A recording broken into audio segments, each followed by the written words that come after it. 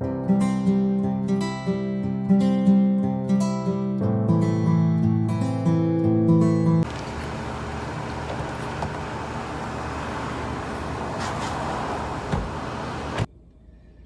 right, today on Riding with the Pastor, or in my guest's case today, Riding with the Chaplain, I have Deion Perinon. Hey Deion, how are you? Good, sir. How are you doing? Deion's my new friend, and so he's going to ride with the pastor. So let's get going. Let's do it.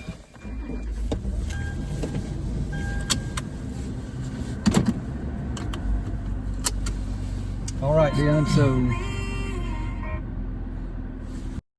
so here it works. I'm going to ask you some questions as we ride around, and you're just going to answer those questions, and we'll see how it goes. All right? Sounds good to me. All right. First off, we have some questions that I ask. Just some general questions. I'm gonna give you a couple of options. You just give me one answer. Okay? Okay. Ready? Sounds good. This first one's gonna be tough for you. Auburn or Alabama? I wouldn't even be able to answer that. I don't really watch football too much. Would you like Alabama or Auburn? Definitely Auburn. Okay, good. Absolutely. Yeah. Good answer. All right, you ready? Coffee or tea? Definitely coffee. All right. Love me some coffee. I like coffee. Drive or fly? Fly. 100% fly. Okay. Cat or dog?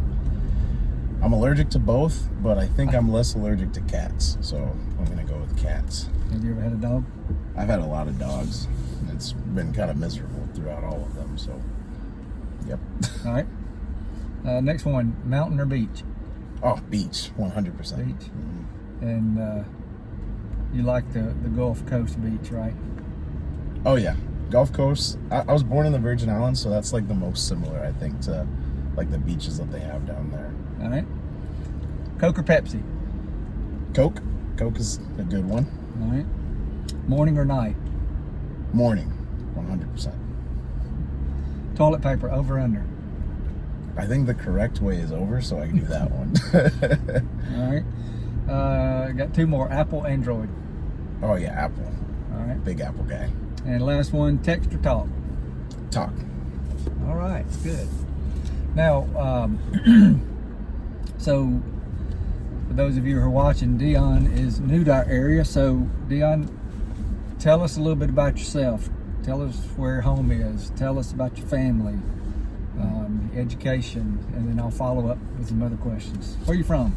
So I was originally born in St. Croix in the Virgin Islands, and my dad he raised chickens for a living. My mom worked at like restaurants and hotels and stuff, and my dad was like this Rasta man, like with dreadlocks, and he just had this island lifestyle. And then one day he saw some more for himself, so he cut his dreadlocks off and joined the Army and moved to North Carolina in Fort Bragg. And so when I was 1 year old, I moved to North Carolina. I lived there for about 10 or 11 years, and then we moved to Texas. Spent about 4 years there, then California for a year, Arizona for a year, and then I went to college at Westpoint in New York.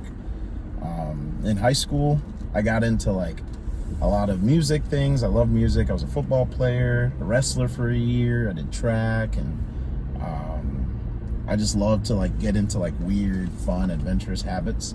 And then in college, I continued the cello. I played cello at Westpoint a little, and then I studied life sciences, so that maybe someday I could be a doctor. We'll see about that though.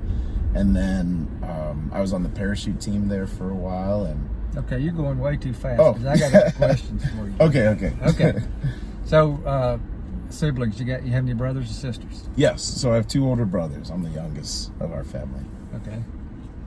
All right. So you mentioned that you went to college, and you went to college at West Point, right? Yes, sir. How did you decide you wanted to go to West Point? It was kind of a different situation. Like nothing told me like, oh, this is 100% what I want to do. I think I was led there because we were in a military family growing up. And then one day I asked my dad, I think it was like sophomore year of high school, I was like, what about West Point? Because I met somebody that went there, and everyone was like, this guy's elite. And then I asked my dad, and he was like, son, West Point is for people that like know somebody, that knows somebody, that knows somebody.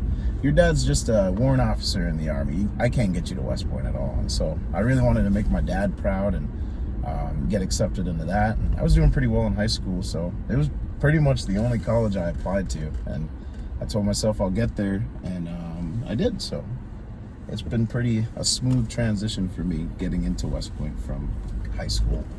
Well, good. So Westpoint, what was the hardest thing that you had to overcome or adjust to when you got on campus? So when I first got there, I thought the biggest struggle would be like, the push-ups or people yelling at me and stuff. And it was kind of challenging, but I mean, that's what you prepare for. What you don't prepare for is like the loneliness. I was really lonely when I first got there because you can't talk that much to people, and I'm kind of extroverted.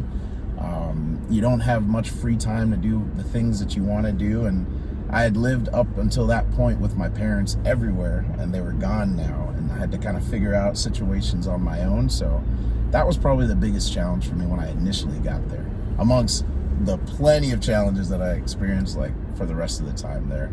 Right. And you had told me that one of the things as a first year cadet, is that what you're called? Yep. You can't talk to anybody. You can't talk outside to anybody. You can talk in your room or in like some common areas. So going to class, you just keep your head straight forward and hope that nobody stops you and asks you any knowledge or anything. It was really miserable, actually. So I assume it's more fun to be an upperclassman than to be a first year. So like you're in the first year, and you kind of can't do much, and then as soon as you reach your second year, you start becoming a leader. They give you like one other human to be in charge of, and like you're responsible for everything about that person. And up until your fourth year, you can be in charge of upwards of the whole corps, which is 4,000 people. How far up did you go? So I was a regimental commander at Westpoint, so I had 1,200 people, or 1,197 to be exact, under my command when I was up there. All right. So what was the craziest thing you did at Westpoint? You said something about parachuting. Craziest parachute thing I did, I jumped out of a Blackhawk in a donkey onesie. That was pretty wild. It was for Halloween. It was my Halloween costume.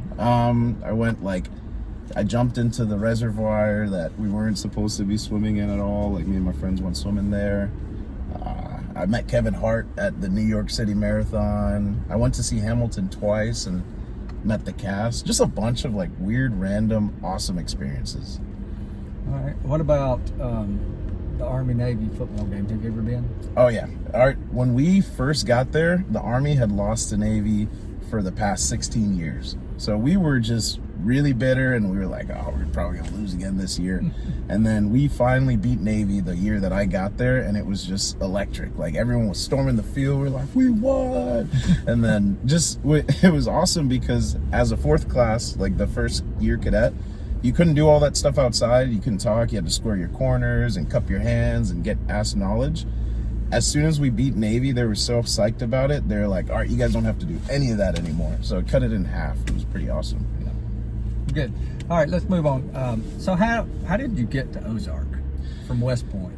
That's a good question. Because even the people that come from Westpoint go to Enterprise, usually is where they live. So I branched Army Aviation. So there's 17 branches in the Army. Don't quote me on that. Might be 16. I don't know. But you can be a pilot. You can be a tank driver. You can be a field artilleryman. And I chose pilot because that seemed like the coolest one to do, obviously. And so here at Fort Rucker, they have flight school. And so as soon as I graduated, I took a little break and came up to Alabama, and I found an awesome house, like kind of hidden in the corner of Ozark. So that's where I chose to live. Okay, so you came to Ozark, but how did you get to Ozark Baptist Church?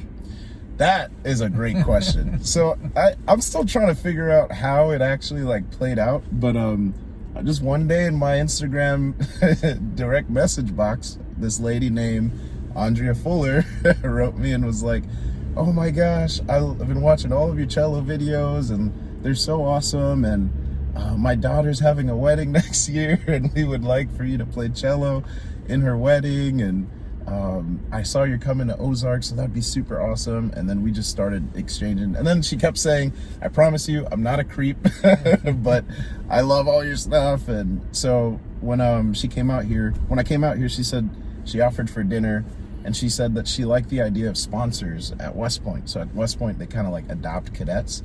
And she was like, we would love to like adopt you and bring you over and help you out with whatever you may need help with, and any of your friends. And it was just smooth after that. It was like she was the mom that I really, really needed coming to move for the first time. And so then I found out that you guys had a church, and I really was looking to do a smooth transition from my faith at Westpoint to my faith in real life. And so it was the blessing that I needed for sure coming out here. Right. So basically, Andre creeped on you, and that's how you got to Ozark Baptist Church. Right? Sometimes it takes a little creeping to do some some missionary work right there. That's right. And so you mentioned you play the cello, and you've been playing the cello in our worship team, and we've enjoyed that. So you do a great job. Appreciate that. And we have really enjoyed you being there. I do have this question. Tell us about your faith journey. You mentioned that briefly just a second ago. Tell us just a little bit about how you got to where you are in your faith.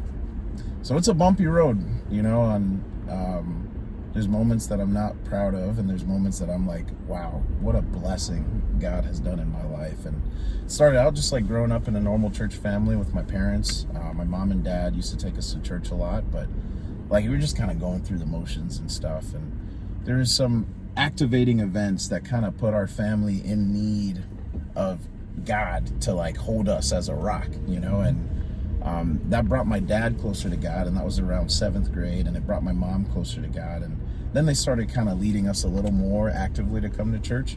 Still lost though, you know, like in high school, I just was a football player. I was literally the jock of high school, you know. And so with that are some mistakes and bad decisions, and everything's just pointing away from God. And then finally, my senior year, God said, you know what, I'm gonna pull out the big guns. I'm gonna appeal to you through your cello, because I know you love that more than I do, honestly.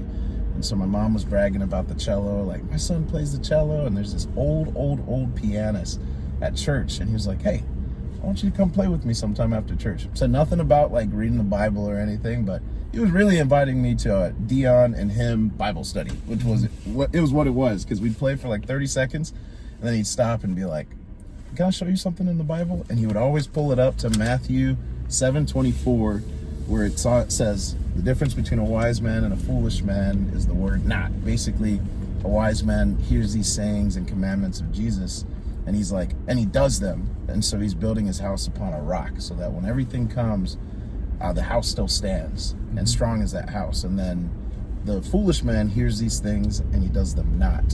So he's building his house on sand. And so when all these things come, the house will fall, and great will be the fall of that house. And I had experienced that when my family, it resonated with me because my family in 7th grade went through a really, really, really tough situation. And it basically was showing the foundations of our house was not that strong, you know, and it created a sense of urgency in me. And then I finally swallowed my pride enough to say, okay, I don't know what the Bible, I don't know how to read the Bible. I don't know if it's chronological, like, where the heck did you find this at? And then so he taught me about Old Testament, the Gospel, New Testament. That was revolutionary for me. And so he told me to read the Gospel, and that's what I did. Yeah. Still read it, still was kind of lost. I got baptized, and that was good because I knew there was a sense of urgency of like, okay, I need to make some changes to my life for Jesus, because I know he exists, right? But then I'm still lost in college. And then it wasn't until my junior and senior year where I got plugged into like a Bible study, and I got plugged into mentors, where I really realized that a lot more needed to be done, you know? And then a big thing on my heart was like the pride of it. Like I was scared to admit that I haven't read as much of the Bible as some of my friends have at that age yet. And so I swallowed my pride. I reached out to a mentor, and then we started doing life together, you know, and started reading little by little. And then I started telling me about the importance of daily interactions with God, like Psalm 1 and 2 talk about, you know. And so it's been running ever since then, and a lot of crazy events have happened. And it's crazy how much responsibility God gives you without you feeling like you're competent or ready enough. It's kind of like Westpoint, right? Like before, Right. like in a year, I was like just following, and then 3 short years later, I'm leading 1,200 people. So God, like, I think there's a strong tie to military leadership and like faith. Yeah. Just kind of like the centurion that Jesus said loves him more than anybody around, you know. And so it's just been a great experience and very humbling, because I'm always in a situation where it's like, okay, am I ready for this? And then I have to have faith in God to continue leading. That's great. Let me follow that up with one question. If you could have dinner with one person in the Bible other than Jesus or Paul, who would it be? This is like I have like it's kind of selfish response, just because I'm so curious. I think it would be Lazarus, the guy that was risen. Okay. Because I want to ask Lazarus, what was it like in the period between his death and being risen again? Because they didn't write about that too much. They just wrote about like the process of him being risen. Sounds like you've thought through that question before. Oh yeah. So me and my mom have this question all the time, and a lot of people, I think it would be super, super interesting to know. Yeah. It's All kind right. of a shallow answer, but you know. No, that was a good answer. Good answer. Okay, I have, as we close out, I have some envelopes right here. I'm going to let you grab one of these envelopes. There's just a random kind of fun question in here. So Okay. you just pick, you'll open that envelope, you'll read it, and then you'll answer the question. All right. And go straight for the middle. 10. Question number 10. Wait, it's a double envelope. So just that one back. This one says, if you could go back to age 8 with all the knowledge you have now, or get $5 million, which would you choose and why? Oh man. Or get $5 million?